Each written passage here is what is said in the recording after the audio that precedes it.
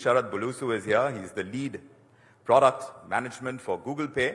And for this discussion, Sumita Kareer, deputy editor of ET Now, my friend and colleague, joining us on stage for it. May I please welcome you back on stage, Sumita, along with your guest, Sharath Bulusu. Thanks very much, Vikram.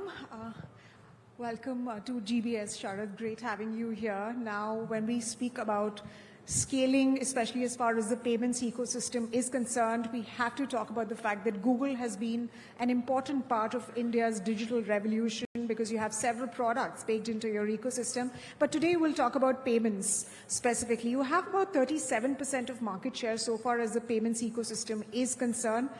When you started, there were very few players, but now there's a whole host of startups as well, specialist payments players that are currently in the ecosystem. Give us a sense of the journey that you've had from that point to now, and how have you built products with trust and at scale? You know, recently, whenever anyone said this to me, I've said this is probably one of the most fun phases of fintech we're entering.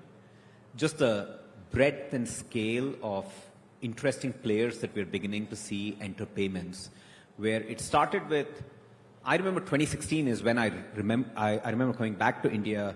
I was told one weekend that there is this seminar happening on something called UPI. I should go attend it. I was very skeptical. I didn't realize then that I would actually be working on UPI and probably consider it to be one of the proudest parts of my career, right? The way it is scaled is very interesting because it is not just a technical solution or a legal solution.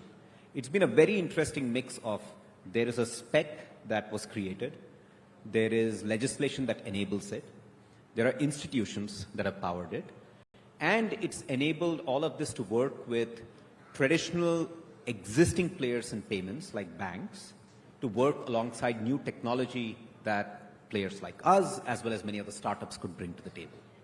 And the reason why it's worked is building trust is not just a matter of saying, hey, Google's a well-known brand, people can trust it. It's also all the bits that you build into the product. So last year, for example, we counted all the times that we told the user that, hey, we think this transaction looks unusual. Do you want to continue or not? And if the user said no, we counted that amount. It came up to 13,000 crores, $1.3 odd billion. Now, it sounds scary, it sounds large, but for a country of our size and for the scale of UPI, also remember that UPI probably processes just shy of $4 trillion a year, right? So it's a small number, but for the user to whom it happens, it's a big one. So I think features like these that enable users to maintain trust in payments is what's allowed us to grow. Right, and when we talk about UPI, we have close to 400 million players in the ecosystem. We are a country of, internet users close to over 900 million. Where will the next phase of growth for payments come from, really? And the next phases of growth are going to come from a few different areas. Some of them are structurally going to change. Having experience working in both commerce and payments in India, less than a quarter of the participants in digital economy, whether it's commerce or payments, are women, when they're 50% of the population. So I think as women's participation in not just the labor force, but in banking, in making some of these decisions increases, I think we'll see a new wave of users come in. There's a lot of stuff that has to happen there across rural and urban India. By the way, this number is only marginally better for urban India. The second thing that will happen, and I think of this when I think of my own kids, is I recently got my kid set up with UPI Circle, right? UPI Circle enables her to use me as a form of payment. I can delegate payments to her. She's 13 years old. If I'm going around thinking that digital payments are such an integral part of my life, just imagine what happens when this kid grows up and when her, like even younger kids grow up. They're going to need to learn how this works right from a young age. So I think the second thing that will happen is... But isn't that going to be slightly tricky given the kind of regulatory pressures that there might be? I think the beauty of what we're doing in India is that we're doing it as part of the protocol itself. See, in theory, my kid could have signed up for GPay by misdeclaring her age, right? I could have moved one bank account to her phone number and told her, sign up for UPI, do this. Technically, it breaks all sorts of terms and conditions that I've agreed to with banks. But what UPI Circle does is it gives her a legal, clean way to say, here is my parent, delegating payment authority to me. Now, I've set it up for her where every single one of her payments is approved by me. And my agreement with her is, 6 months later, if I see that you're doing this well, I will change it to a rule-based thing. A transaction up to a certain size, up to a total per month, in certain places, you can spend that money. So I think we're structurally building it into the protocol itself. And I think that's the beauty of what's happening here. This is not people trying to say, let's somehow hand over my debit card to someone or my credit card to someone. This is the system itself enables that kind of claim. Right. And that's all the more important, building trust and safety into the ecosystem because you have so many vulnerable groups as well. And this is something that the government of India is also working on so far as the digital personal data protection rules are concerned. Those rules have been out for consultation.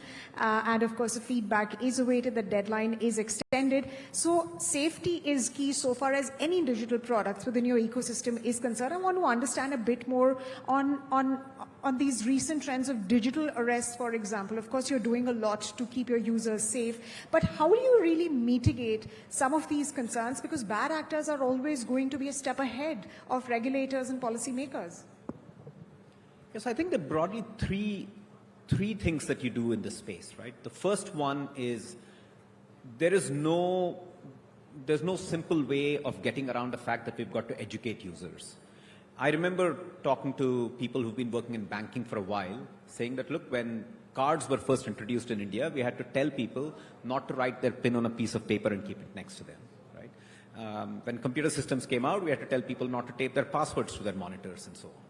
So I think if you look at it like that, with every change that happens, people need to be educated about how to stay safe. Maybe it comes more naturally to people who've been in technology for a while, but there's no getting around customer education. The second thing that we do is utilize all the technology we have at our disposal. I mean, speaking as a part of Google Pay, I can say that we see threats and frauds emerge from multiple countries every day.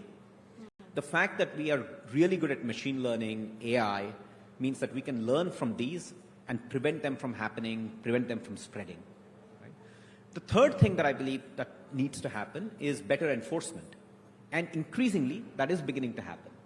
So when you say better enforcement, are you expecting more from policymakers on this front? I think it has to be a partnership. Let's think of the stat, right? I think this is a stat from about 2021. There's a book called Future of Money which talks about this. In 2021, there were about a few tens of thousands, if I'm not mistaken, less than 50,000 bank-specific frauds that were done online that were reported in the US. In comparison, larceny theft, physical theft, was in the order of millions. Online fraud has gone up, but the difference is you can actually track it. Property theft, on the other hand, a lot harder to track, a lot harder to stop. So the way I see it is firms like ours that work in technology make it possible for enforcement to have the right information in a timely way, in the right place. So for example, various players in the fintech ecosystem in India work with I4C, the Ministry of Home Affairs, MeitY, to try and figure out how this information sharing helps curb fraud. Stats in India are if an online fraud happens, in less than 30 minutes, the money dissipates through the system.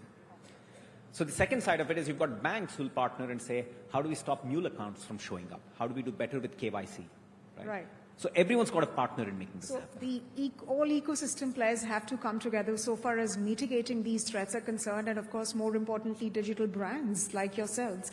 But Sharath, is AI more of an enabler, or is it creating more risks and more threats? Because you have callers sitting, like you said, in several other countries in Southeast Asia and actually, carrying out these fraud transactions. It's both. I think every new technology has done that. You can take an engine and use it to create an automobile that moves people. You can also use it to create weaponry. And it's true of AI as well. You're going to have bad actors who are going to use AI to try and mimic what you could consider to be an authority figure or someone else that someone will easily trust to commit social engineering. But at the same time, you've also got players like us and others who can deploy AI to detect and prevent that threat.